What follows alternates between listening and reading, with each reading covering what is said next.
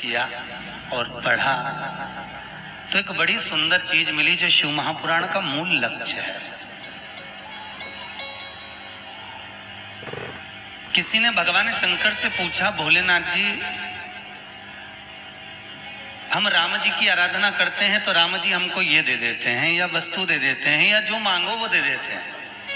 हम कृष्ण की आराधना करते हैं तो कन्हैया भी हमें कुछ ना कुछ प्रदान करते हैं। पर हे शिव, हे कैलाशी, हे अविनाशी, हम आपकी आराधना करें तो आप हमें क्या दे सकते हो?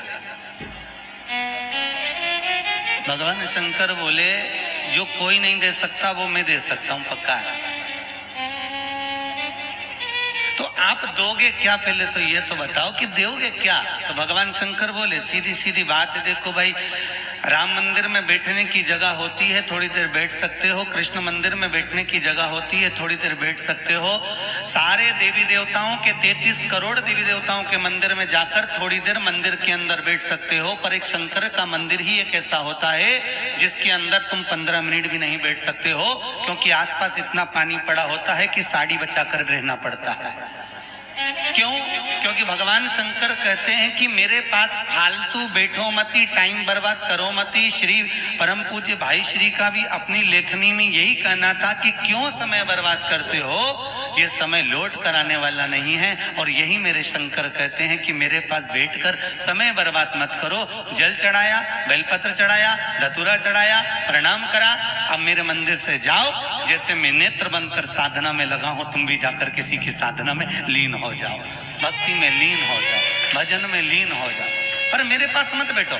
तो परम पूज्य राधे बाबा जी ने बड़ा सुंदर एक संवाद, तो भगवान शंकर का ये चरित्र मेरे को शिव महापुराण में बड़ा अच्छा लगता है, आपको प्रस्तुत कर रहे हैं कि भोलेनाथ आप क्या दे सकते हो? शंकर भगवान कहते हैं मैं वो दे सकता हूं जो कोई नहीं दे सकता।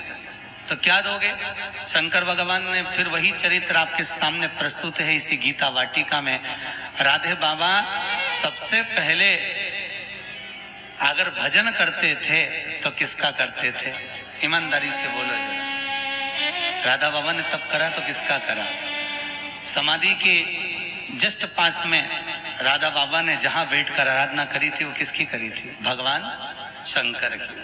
तो वही चरित्र शिव महापुराण का कर है। शंकर जी कहते हैं अगर कोई मेरे पास आता भी है, शिव महापुराण में अगर कोई पहुंचता भी है, शंकर की कथा में अगर कोई जाता भी है और शिव चरित्र का स्मरण भी कोई करता है और अगर मेरी साधना आराधना भी कोई करता है, तो शंकर जी कहते हैं मैं उसको जो देता हूं अपनी जगह पर है। सबसे पहले मैं उसको राम और कृष्ण को या फिर सीता और राधा को प्रदान कर देता हूं, जिससे उसकी भजन कर कर, भक्ति कर कर वो मेरी मुक्ति का साधन मार्ग प्रशस्त कर सके।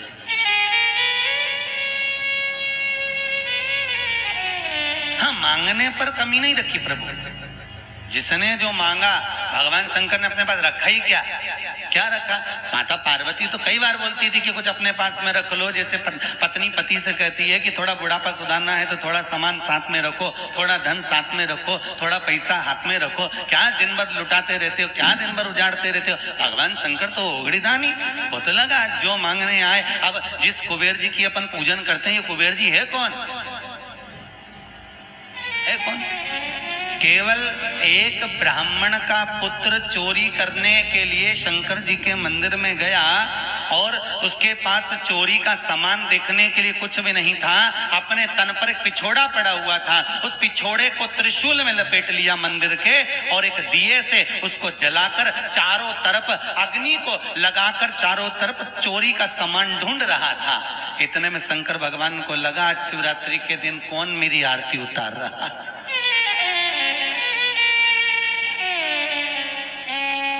वो चोरी का सामान ढूंढ रहा है और भोलेनाथ जी क्या समझे हैं? मेरी कौन आरती उतार रहा है। शंकर जी प्रकट हो गए, मांग तुझे क्या चाहिए? कि प्रभु मैं तो चोर हूं। भगवान ने कहा भले चोर था अपनी जगह, पर आज शिवरात्रि के दिन रात्रि के समय पर तूने मेरे मंदिर में प्रकाश करा है, जा मैं तुझे कुबेर का पद प्रदान कर देता हूं। जिस कुबेर की रोज पूजन करते हैं वो कुबेर कोई दूसरा नहीं, एक चोर को ही कुबेर बना दिया। अब इतना बड़ा दयालु कहां मिलेगा?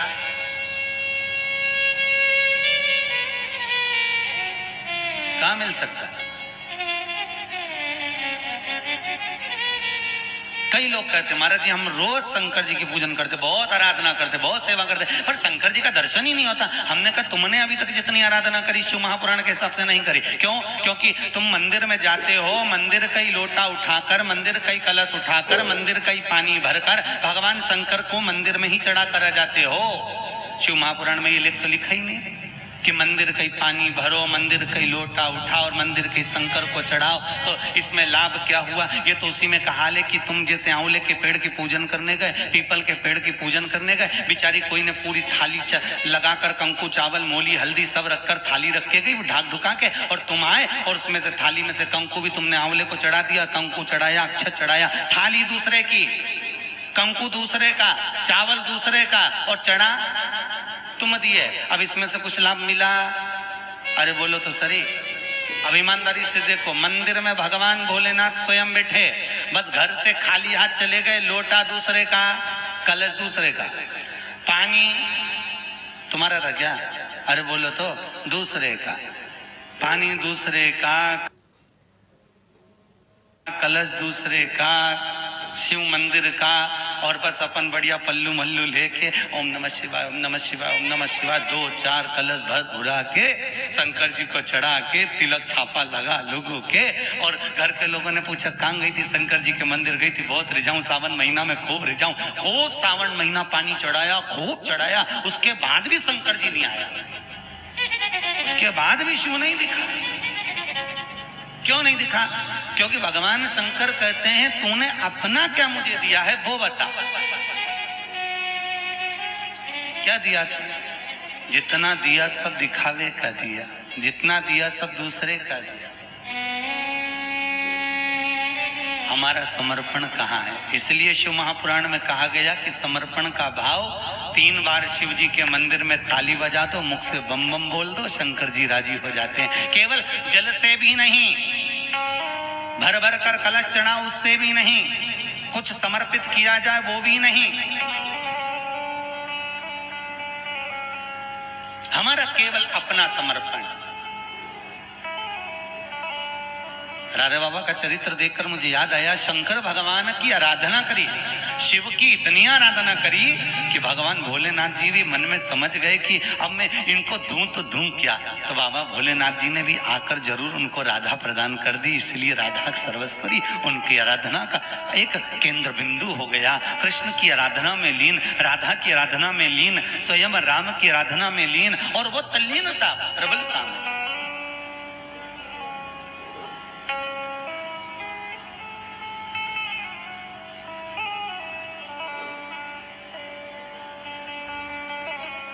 एक सुख, परमात्मा की कथा का एक आनंद। जब गोरखपुर शाहजी फोन लगाए कि गुरुजी आना है, तो हमने कहा कथा कहाँ है? तो कहा गीता वाटिका में। हमने कहा चलो आज इतनी कथाएं बाची, पर आज किस्मत खुली जो भाई श्री और राधा बाबा ने बुलाया स्वयं कथा का वाचन करने के लिए, श्रवण करने के लिए। ये भाग्य खुला है, ये किस्मत खुला। और कितने किस्मत वाले हैं गोरखपुर में रहने वाले आप सभी श्रोता भाई बहन। मेरा तो मन करता है कि आपके चरणों को धोकर उसका चरणामृत पान करूं, कि गोरखनाथ जी की पुण्यमय धरा में रहकर और परम भाई श्री के सानिध्य में रहना का आपको सौभाग्य मिला। बाबा श्री के रोज दर्शन, रोज चरणों की रज, रोज चरण धूलि आप अपने मस्तक पर चढ़ाते हो। इससे बढ़कर किस्मत और कहां से लाओगे जी? क्या मांगो?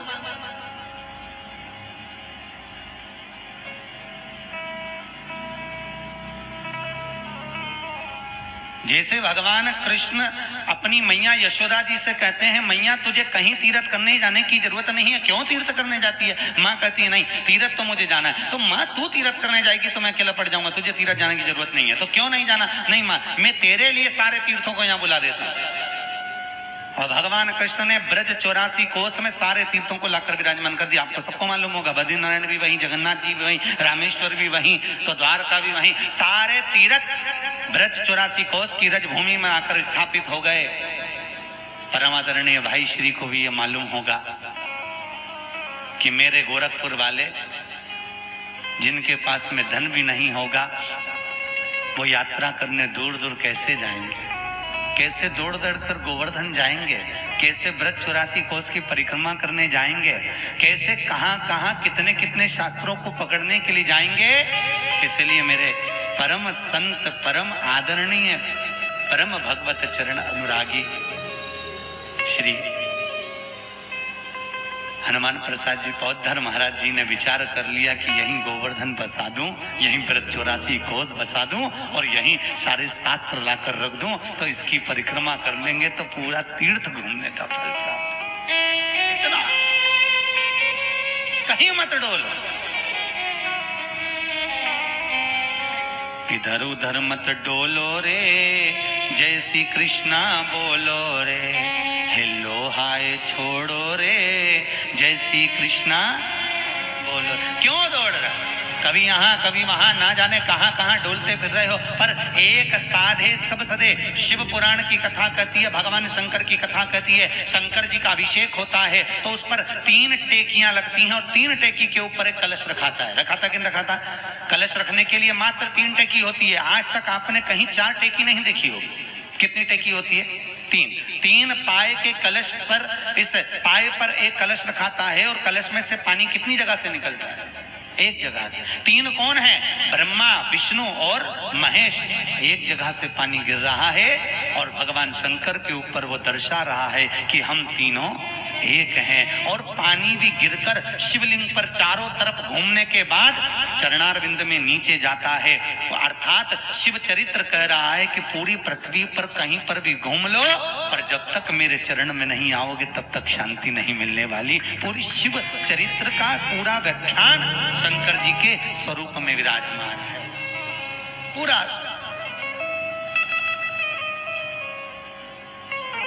मैं यहाँ के ट्रस्टियों को, यहाँ के ब्राह्मण देवताओं को जो नित्य प्रति भगवान की सेवा में लगे हुए हैं और ट्रस्टी जो दिन रात सेवा क्रम में लगे हुए हैं किसी ना किसी रूप में गीता वाटिका में, मेरे को उनको भी प्रणाम करता हूँ। बहुत बहुत साधु लगता है। आपकी क्या सेवा आपको मिली है, क्या सेवा? शिव चरित्र का ब्रह्मलोक के देवता हैं भगवान ब्रह्मा, वैकुंठ लोक के देवता हैं भगवान विष्णु, और मृत्यु लोक का अगर कोई देव है तो वो कौन है? मृत्यु लोक का देवता है भगवान शंकर। एक देव महादेव, मृत्यु लोक का देव। वैकुंठ के देव हैं भगवान नारायण, ब्रह्मलोक के देवता हैं ब्रह्मा, इंद्रलोक में इंद्र जी विराजमान हैं। सारे देवता अपनी अपनी जगह पर विराजमान हैं, पर मृत्यु लोक का अगर कोई देव है तो वो महादेव है।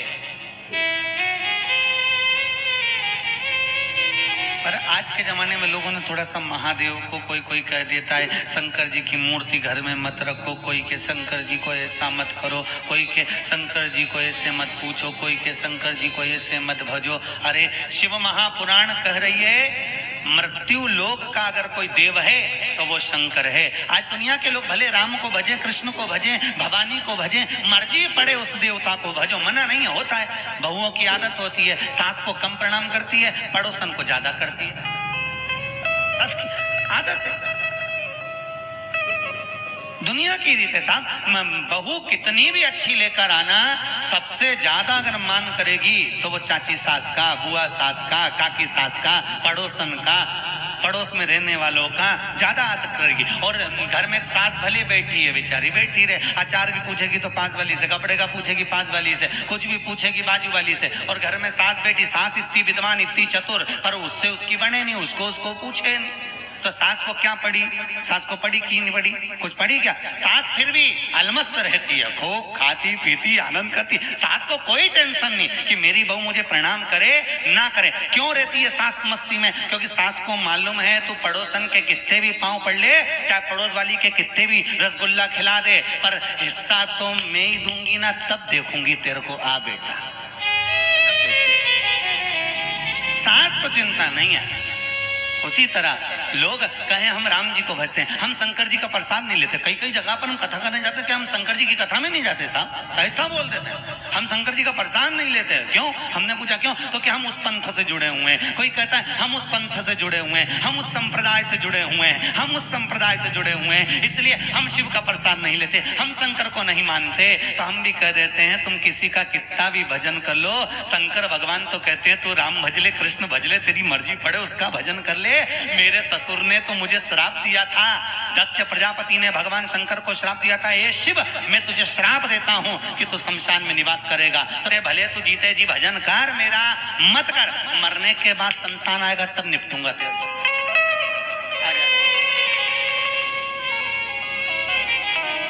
मरने के बाद और कहीं जाएगा क्या? अरे बोलो तो नहीं, मरने के बाद कहीं का ले जाए तुम्हें दूसरी जगह पिकनिक मनाने के लिए ले जाएंगे, कहाँ? शमशान। और भगवान शंकर वहीं रहते हैं, इसीलिए तो उसका नाम शमशान है। शमशान का मतलब आप जानते हो, जहां सबकी शान सम है उसी का नाम शमशान है। अमीर भी जाए तो बांस पर, गरीब भी जाए तो बांस पर, अमीर भी जाए तो सफेद कपड़े में और गरीब भी जाए तो सफेद कपड़े में, अच्छे से अच्छा पैसे वाला भी सफेद कपड़े में जाता है, अच्छे से अच्छा डल्लप पे सोने वाला भी बांस पर जाता है। जहां सबकी शान सम होती है उसी का नाम शमशान होता है। वहां कोई अमीर नहीं, कोई गरीब नहीं, वहां सबकी शान सम है, इसीलिए उसका नाम शमशान है। कोई बड़ा है शंकर जी के दरवाजे पर, कोई बड़ा नहीं, कोई छोटा नहीं। अब तुम्हारी मर्जी है, तुम्हें जो भजना हो भजो, पर किस्मत वाले हो गोरखपुर वालों कि 7 दिन की शिव महापुराण ये गीता वाटिका में संत चरणारविंद की रज में श्रवण करने का सौभाग्य मिला है। पहले भी आपने ना जाने यहाँ पर पहले भी बहुत शिव पुराण हुई होगी, ऐसा नहीं है कि नहीं हुई होगी, पर भाग्य वाले हो, किस्मत। प्रबल किस्मत।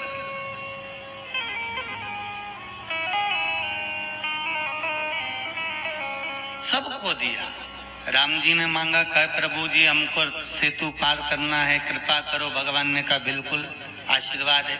कन्हैया जी बोले, भोलेनाथ, गर्गाचार्य बाबा को बुलाकर भगवान कृष्ण कहते हैं, हे प्रभु मुझे बताओ कि मेरी 16,108 रानियां हैं, इतनी सारी मेरे विवाह हो गए पर मेरे घर में संतान नहीं, करूं क्या? गर्गाचार्य बाबा ने कहा एक काम करो, अगर संतान की कामना है तो अगर संतान को भी अगर कोई दे सकता है तो वो शंकर दे सकता है, तुम भगवान शिव की आराधना करो। और भगवान कृष्ण स्वयं अपनी रानियों के साथ बैठकर भगवान शंकर के सुंदर आनंदमय अभिषेक में लग गए और शंकर जी की आराधना करी। तब जाकर भगवान कृष्ण ने देखा कि 11 दिन तक इसने लगातार मेरी आराधना करी है, तो भगवान शंकर ने आशीर्वाद दे दिया, तुम्हारी एक एक रानी को 11-11 संतान होगी, जाओ। अब 10 छोरा 1 छोरी, किनके? अरे बोलो तो, भगवान कृष्ण की एक एक रानी से हुए कितने 10 छोरा 1 छोरी, 11-11 संतान। हिसाब लगाओ, 1,77,186 कितने? भगवान 16,108 रानी को 11-11 संतान हुई है, 10 छोरा 1 छोरी। किसकी कृपा से है? शिव की कृपा। आज भी हमारे यहाँ शंकर भगवान का प्रमाण है, जिस नारी के गर्भ गिर जाता हो, जिस नारी के संतान नहीं हो पा रही हो, जिस नारी को बच्चे नहीं होते हो, या बार बार गर्भ गिर रहा हो, या डॉक्टर कह दिया कि नाल में बच्चा लपका हुआ है, कुछ मत करो, एक श्रीफल उस पर एक वस्त्र लपेटकर भगवान शंकर को उस नारी का नाम और गोत्र लेकर समर्पित कर दो, आखा की आखा उस नारी का जापा आराम से होता है। शिव की कृपा है, शिव की दया है। कौन? हर हर महादेव, दोनों हाथों से बोलिए हर हर। देव का मतलब है देव, दोनों हाथों से अच्छे से बोला करो, दमदारी से, हर हर महादेव। ओ घड़ी शिव जैसा। इसीलिए भगत लोग कहते हैं भोलेनाथ से निराला यहाँ कोई नहीं, भोलेनाथ से निराला यहाँ कोई नहीं, शंभुनाथ से निराला यहाँ कोई नहीं, शंभुनाथ से निराला यहाँ कोई। एक बात याद रखो, एक बार परम आदरणीय गोलोकवासी परम पूज्य श्री रामचंद्र डोंगरे जी महाराज कथा के बड़े रसिक रहे। एक बार पंढरपुर में कथा करने गए तो रामचंद्र डोंगरे जी महाराज ने कहा कि जब जब कथा के बीच में भजन हो तो दोनों हाथों से ताली बजाना चाहिए। तो किसी ने पूछा डोंगरे जी महाराज ये ताली बजाने से होता क्या है? परम पूज्य रामचंद्र डोंगरे जी महाराज बोले कि ताली बजाने से हमारा पाप निकल जाता है। तो किसी ने पूछा गुरुदेव वो पाप जाता किधर है? तो रामचंद्र डोंगरे जी महाराज बोले जो ताली नहीं बजाता उसमें भरा जाता। इसलिए मेरा निवेदन है कि ट्रांसफर करते रहना, पड़ोसन जितनी तेज बजाओ उतनी तेज कमरिया बजाना चाहिए, तो निकल कर इधर जाएगा, नहीं तो मालूम पड़े इधर का निकल के इधर भरा जाएगा। और पुण्य लेने आए तो पाप लेकर चले जाओगे, दोनों हाथों से जाओ।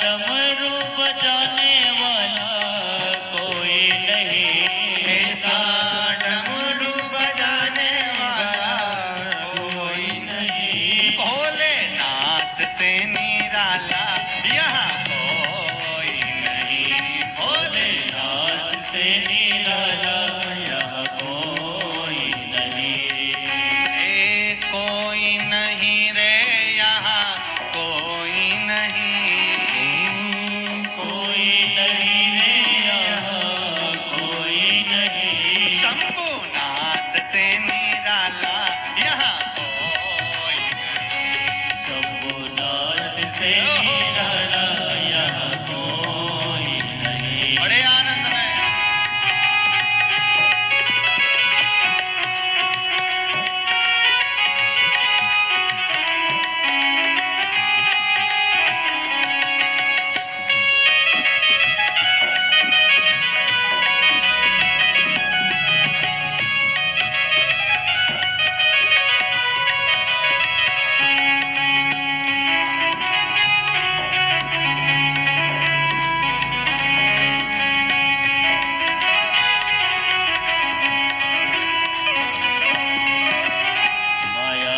जब करवट बदले पाप चमकते अगले पिछले, काया जब जब करवट बदले पाप चमकते अगले पिछले, आया जब जब करवट बदले पाप चमकते अगले पिछले, आया जब जब करवट बदले पाप चमकते अगले पिछले, मुझको बचाने वाला कोई नहीं, ऐसा मुझको बचाने वाला कोई नहीं, भोलेनाथ से निराला यहाँ कोई नहीं, भोलेनाथ से निराला यहाँ कोई नहीं,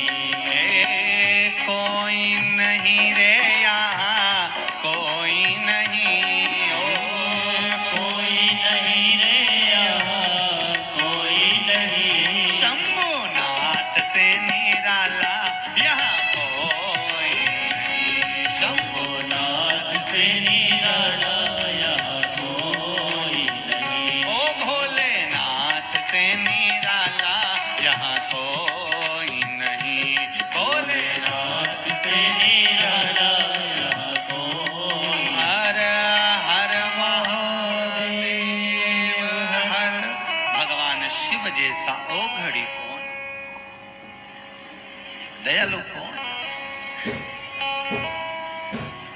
7 दिवसीय शिव महापुराण, कई बार भागवत सुनी होगी। कितने दिन की? जम के बोलो, 7 दिन। गोवर्धन पर्वत कितने कोस का? 7 कोस का। कितने वर्ष की आयु में भगवान ने उठाया था? 7 वर्ष। कितने दिन तक उठाया? 7 दिन।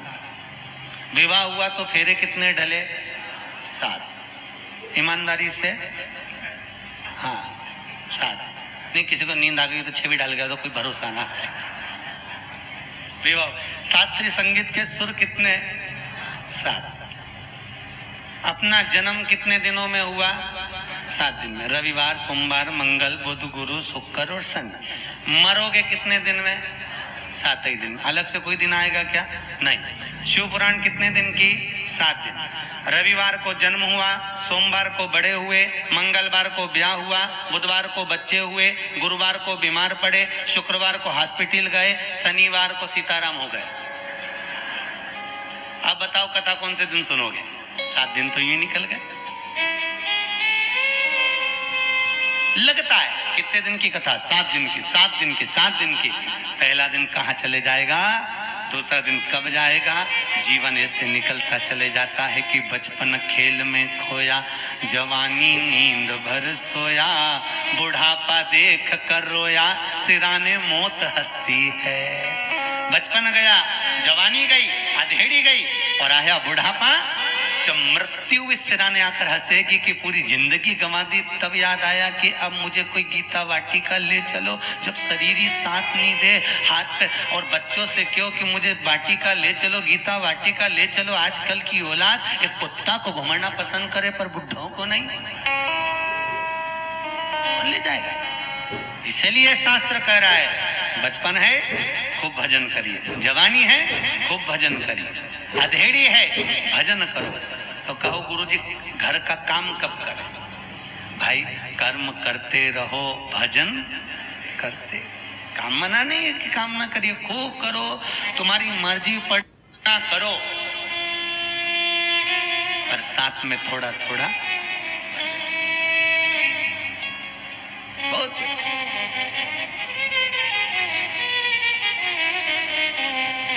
खाओ उतना जितना पचा सकते हो। खिलाने वाला तो खूब समोसा ने, कचौड़ी ने, आलू की सब्जी ने, जलेबी खूब धर देगा, मना नहीं है। खूब खाया, फिर कथा में मन लगेगा, अरे बोलो तो क्या होगा? आखिरी का बिल्कुल कोई खंबा देखोगे जिससे आराम से टिक के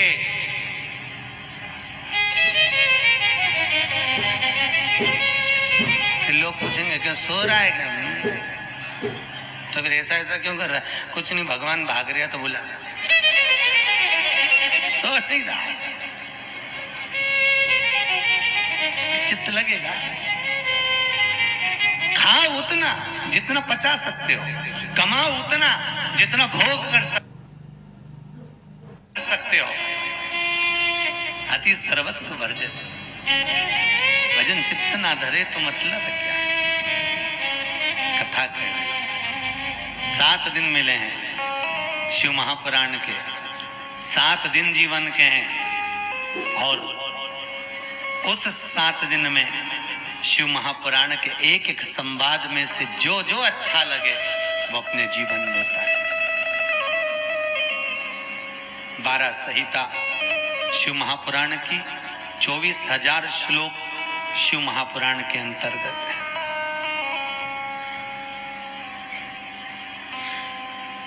एक बड़ा सुंदर चरित्र शिव महापुराण के महत्तम में कहा गया है और वहीं से शिव पुराण को प्रारंभ किया गया।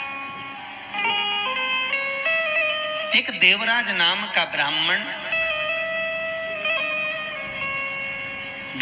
कुल में जन्म लेने के बाद भी ब्राह्मण कर्म से वंचित रहा। शास्त्र कह रहा है यदि भगवान ने आपको अच्छे कुल में जन्म दिया है, अच्छे कुल में भेज दिया है, तो अच्छे कुल में आने के बाद में भगवत भजन में लीनता रहे। अब ब्राह्मण का कर्म है शास्त्र पढ़ना, वैश्य का कर्म है धन एकत्रित करना, क्षत्रिय का कर्म है रक्षा करना, शूद्र का कर्म है इन तीनों वर्णों की सेवा करना। पर आज के समय में सभी वर्ण अपने अपने अनुकूल नहीं है, सब विभाजित चल रहे हैं। ब्राह्मण होकर देवराज कभी अच्छा कर्म नहीं करा, कभी भजन नहीं करा, कभी कीर्तन नहीं करा, कभी नाम जाप नहीं करा, कभी स्मरण नहीं करा। और परम पूज्य भाई श्री का तो एक ही कहना था, उनके शास्त्रों को अगर आप उठाकर पढ़ेंगे तो उन शास्त्रों में एक ही चीज लिखी है कि जितना बन सके क्या करो, मंत्र जाप करो, जितना बन सके नाम जाप करो, जितना बन सके कीर्तन जाप करो, भजन चित्त गान। राम राम रटते रहो जब तक घट में प्राण, कबहु तो दीन दयाल के भनक पड़ेगी, जपते रहो। एक ओरछा के राजा मधुकर जी हुए। ओरछा के राजा मधुकर दास जी को एक बार गोसाई जी ने कह दिया कि गोसाई जी बोले मधुकर तुझे क्या चाहिए बोल। मधुकर जी बोलते हैं प्रभु मुझे ब्रह्म संबंध दे दो, मेरे गुरु कंठी कर दो और मुझे गुरु मंत्र प्रदान कर दो, ब्रह्म संबंध करा दो। तो मधुकर जी को ब्रह्म संबंध करा दिया, गुरु कंठी दे दी, गुरु मंत्र दे दिया। अब मधुकर दास जी बोले प्रभु मेरे को भगवान की सेवा मेरे घर में दे दो। तो मधुकर दास जी के शब्द सुने तो कहा गोसाई जी नहीं सेवा नहीं दे सकते, सेवा नहीं दे। क्यों नहीं दोगे? तुझे अगर सेवा करना है तो तू एक काम कर, ठाकुर जी की सेवा भले मत कर, पर कोई अपने घर में आ जाए, कोई भगत आ जाए, कोई परम भगवदीय वैष्णव आ जाए, कोई संत आ जाए, कोई साधु आ जाए, कोई तपस्वी आ जाए, कोई जोगी आ जाए, कोई संत स्वभावी आ जाए, उसके चरणों को धोना, उसका चरणामत लेना। जिसके गले में तुलसी की माला पड़ी हो, जिसके गले में रुद्राक्ष की माला पड़ी हो, जिसके मस्तक पर तिलक लगा हो, बस उसी के चरणों को धोकर उसको तू धारण कर।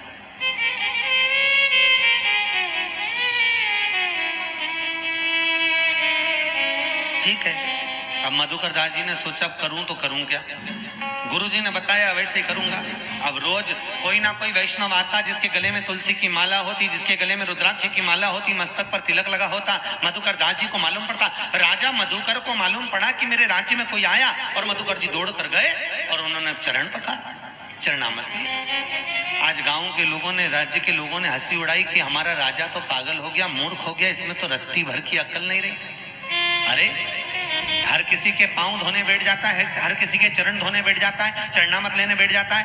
आज इसकी हंसी उड़ाने के लिए काम करते हैं, एक गधे को पकड़ कर लिया है और गधे को लाए और गधे के गले में तुलसी की माला डाला। अब हो सके राजा मधुकर को तुलसी की माला नहीं दिखे तो चार तुलसी की माला गधे के गले में और गधे के मस्तक पर तिलक लगा दिया। जाओ, दूतों ने कहा जाकर जाओ बोलकर आओ राजा मधुकर जी को कि दरवाजे पर कोई परम भगवती भगत आया है, संत आया है, कोई वैष्णव आया है। मस्तक पर गधे के तिलक, तुलसी की माला।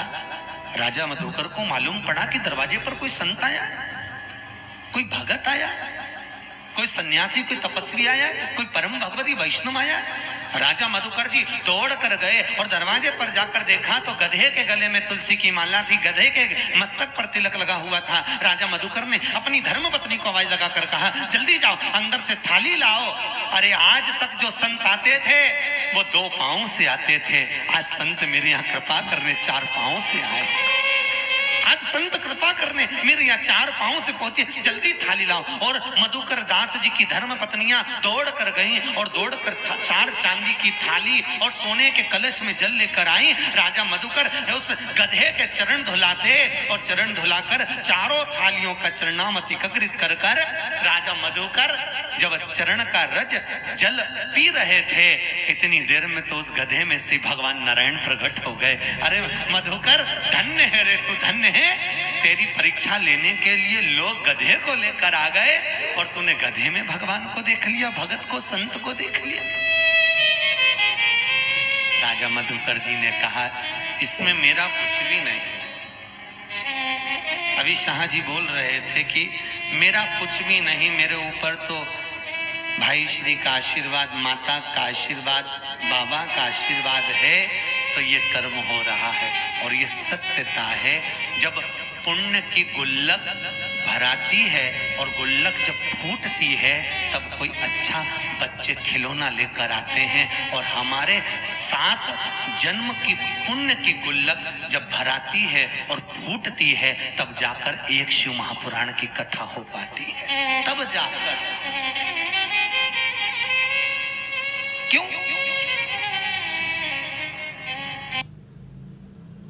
भागवत के यजमान स्वयं राजा परीक्षित हुए हैं, भागवत के यजमान। पर शिव महापुराण का यजमान अगर कोई बना है तो शिव महापुराण का यजमान कोई साधारण कोई नहीं बन पाया।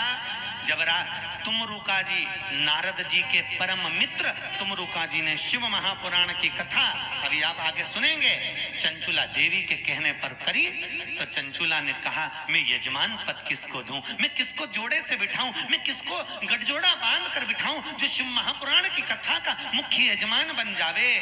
तब भगवान शंकर और पार्वती स्वयं शिव महापुराण के यजमान बनकर कथा को श्रवण करने बैठे।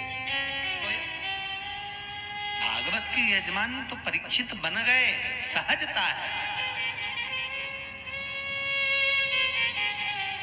शिव महापुराण, देवराज ब्राह्मण कुल में जन्मा, और ब्राह्मण कुल में जन्म लेने के बाद भी ब्राह्मण कर्म नहीं पाया। होता है, हम अच्छे कुल में जन्म ले लिए, हम अच्छे घर में जन्म ले लिए, भगवान ने सारा ठाट दे दिया, सारी संपदा दे दी, सब कुछ दे दिया।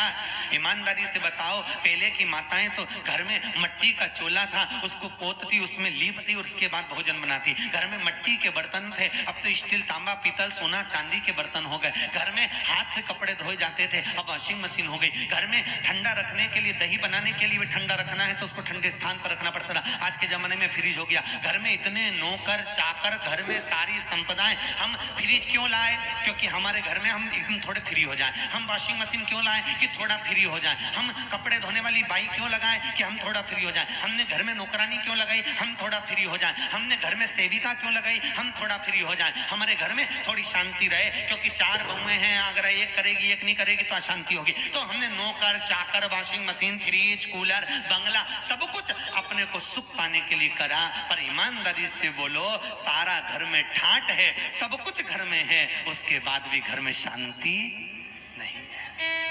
कहां गई? क्यों? सब फ्री हो गए, मंदिर कोई जाता नहीं है, देवालय कोई जाता नहीं है। आज के जमाने में इतने मंदिर बनते चले जा रहे हैं, इतने मंदिर बनते चले जा रहे हैं, उनको देख देख कर दुख होता है। दुख इस बात का होता है कि मंदिर तो बनते चले जा रहे हैं, पर उनमें जाने वालों में संस्कार नहीं होंगे तो मंदिर में जाएगा कौन? अकेला पंडित घंटी हिलाएगा और पंडित ही आरती करेगा। कौन सा लाभ होगा? पहले बच्चों में ऐसा संस्कार उत्पन्न करो। हमारे घर में बच्चे, बहुएं, बेटियां जो हैं, उनमें ऐसा संस्कार उत्पन्न करो कि जाओ, रोज प्रतिदिन मंदिर में जाइए, रोज प्रतिदिन मंदिर में प्रणाम करने जाइए, माता पिता को दंडवत करिए, बड़ों बुजुर्गों को साष्टांग करिए, और मंदिर में जाकर संत, साधु, सन्यासी, जोगी, तपस्वी को नमन करिए। मंदिर में जाकर भगवान की मूर्त का श्रृंगार दर्शन करिए, भगवान का प्रणाम करिए, रोज मंदिर भेजो। अगर बच्चों में संस्कार नहीं होंगे तो मंदिर बनाने से कोई लाभ नहीं। मंदिर तो बन गए, ढेर बन जाएगा कौन? संस्कार नहीं होंगे तो।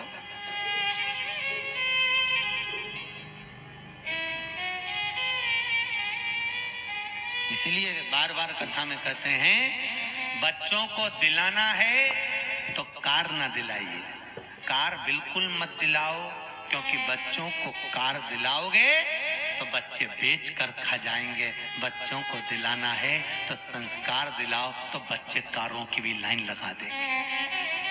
कार दिलाने पर बच्चे बेच कर खा सकते हैं, और अच्छा संस्कार अगर बच्चों में आ गया तो कार दरवाजे पर शोभा देगी, कारों का तो ढेर लग जाएगा। अगर संस्कार होंगे तो